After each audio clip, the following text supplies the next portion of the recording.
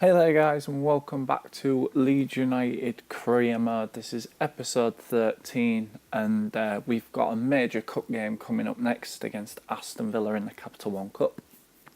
I'm going to switch the side round a little bit and give a few players a chance, give them a rest. And I think I'm really going to go for it. Obviously it's going to be very difficult because Aston Villa have some pace in the ranks as Delph, Abanglahar, the lot. So I think I'm going to play 5 at the back and change my tactics entirely from what I would a league game. I'm going to prove also that I'm playing this on world class because I've had a few people say to me, "Oh, you're playing it in semi-pro." Well, I'm not playing it on semi-pro. I'm playing it on world class. I've been playing it on world class since the Bristol City Cup game, the first Cup game which I struggled to win, and every Cup game so far has gone to extra time, so hopefully that's not the case today. We can settle it one way or another before then. So as you can see, I'm going 5-3-2, 5 at the back, 2 wing backs, very similar to what McDermott is playing us at the moment, and it seems to be working a treat. So I'm going to give it a go today and see how it goes. Obviously I'm going to have to switch the players around entirely to fit this system. As you can see, Dawson's probably not going to be any good in this system as a wing back, so I need to change it, and I'm not really sure who to change it to. Probably AD White would be best suited for it since he's got pace. Unfortunately, Masucci is still injured. He's still injured for some time, so I really need to find a replacement for him. Aaron Wildig, could he be a right back winger? Could he be a right wing back? Byram is probably best at right wing back, to be honest. I'm not really keen with Warnock being at left centre back, but there's nothing I can do about it whatsoever, so unfortunately that might be a bullet we have to bite and play him there. I could play Adam Drury there, that's a possibility, so we'll see what happens. Is also Lee Peltier. I completely forgot about him actually, so I've got plenty of options. Probably Peltier would be best at centre back since he's played there before. However, I'm going with this team. I'm going to give Warnock a good run, and we were on the front foot to start with. Aston Villa didn't like our new setup, and Naki Wells went very close there to scoring our first goal, which would have been really good in the 9th minute, but Aston Villa came out the stables after that. That danger man, a Bonglahor, luckily that's not dangerous at all. It's floated wide, and we really kept Aston Villa at arm's length. I was quite proud of the way I played, and my players, they didn't really have a clear-cut chance in the first half, and we're in the second half now, and Paddy Kenny's gathered that pretty easily. We've defended well so far, and let's hope we can continue it and snatch one at the end. We're coming forward now. That is a lovely ball to Byram, who is going to run it down the channel now. Gets a cross in, but the cross is to absolutely nobody, and that is really disappointing. And I need to be careful. The one bad thing about this system is I can easily get overrun in midfield, and that is a lovely ball over the top, and the referee's pulled it back for a free kick. Aaron Wildig there, the culprit, and that is very late on Delph, and rightly so. It is a free kick and a yellow card. And we really were trying to get a goal. I mean, I didn't expect to still be in this game at this point, and Naki Wells there has a really good chance to again snatch it, but fine save by the keeper denies him, and Aston Villa will break very quickly. Like I say, they've got plenty of pace, and we forced a mistake there, and Naki Wells, is he going to go for the cross? He goes for the shot, and again a great save, but Aston Villa had a player down in the box and would have felt very aggrieved if that had gone in, because obviously they were a man down at the back. Decided to make a change and bring Zogbia on. That is the last thing I wanted to see, because he's an absolute beast of a man. Oh, we almost won that header, and Wildig, it's his chance to make himself a hero, and of course he doesn't. He strikes it straight at an Aston Villa player, and they clear the lines. And we decide to make some changes of our own. I brought Dominic Paul on and Chris Dawson on for Wildig, and Naki Wells, who wasn't really showing much in this game. I think I needed to rest him really, because he hasn't had a rest in quite a while, and that is a poor ball, and we'll watch that go out. And on that note, Aston Villa decided to make yet another change, and that's not really noteworthy of a change. Vayerman's a very good player, but I don't really know much about the player who's just come on. Any Aston Villa fans watching this, I apologise. And Benteke, I need to watch him because he's a danger man here, and we're in the 80th minute now, and I do not want to concede a last minute goal, and we very nearly did that. That is great defending, good play by Aston Villa, a good passing play, and the 88th minute now, when we're getting desperate, we really, really, really are. We do not want to concede now. I want it to go to penalties, and they've scored! Oh, heartbreak. Absolute heartbreak. It's pretty much the last kick of the game, and they've gone and dicked me.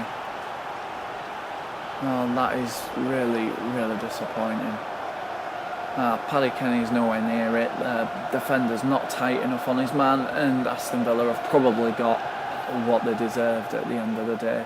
It's a great finish, but you feel if Paddy Kenny had taken a step before he dived, he would have saved it. And I'm going to go ultra attacking now and see if I can pull off a miracle and get one back. And here we go.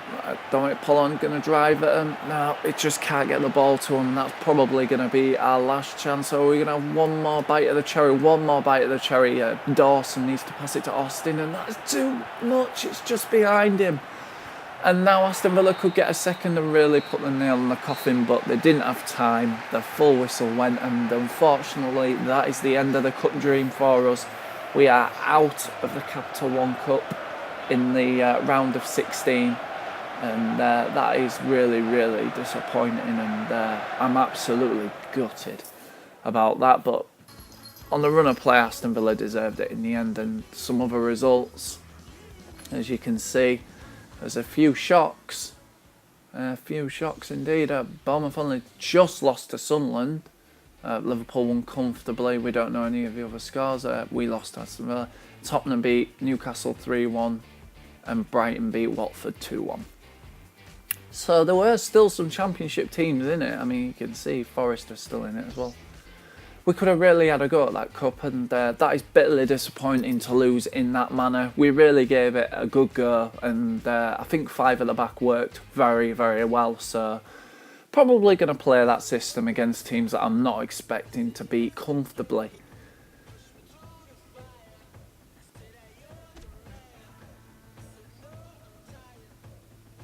Anyway, we've got another league game coming up in quick concession, because obviously the cup games always follow on from the league games so quickly. It's usually the 24-hour gap or something stupid like that. And as you can see, we've got a little bit more of a breathing space. Wednesday, Thursday, Friday, and our next game's not till Saturday. So 3 days rest, which probably means I can get away with playing the same team. Warnock, whoa, he's been very, very poor as Stephen Warnock, and he will be dropped for the next game.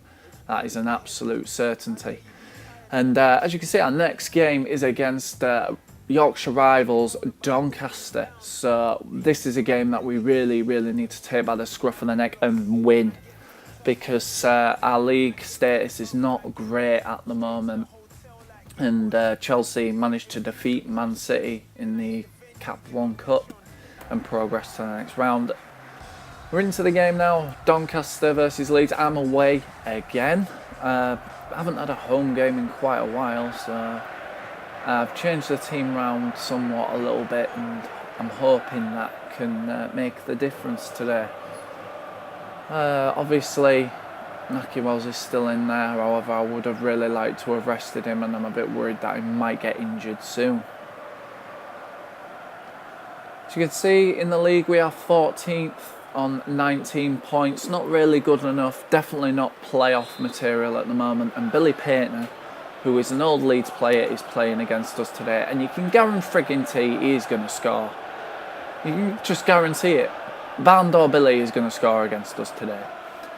So from the off, we tried to get the early goal, and we almost had it there. That was great play, and unfortunately I headed it straight at him, and there's not really a lot I can do about that except curse. Cotterill scored an absolute cracking goal there. There's not a lot I can do about that. And that is just showing the class. It's just absolutely insane how good that was, because he's just curled away. I thought it was going wide to start with, but unfortunately it just managed to curl into the bottom corner, and Paddy Kenny was nowhere near it, and we find ourselves 1-0 down. And it's just a similar story, really. Away from home, we are abysmal. It's awful. But at home, we seem to do a little bit better.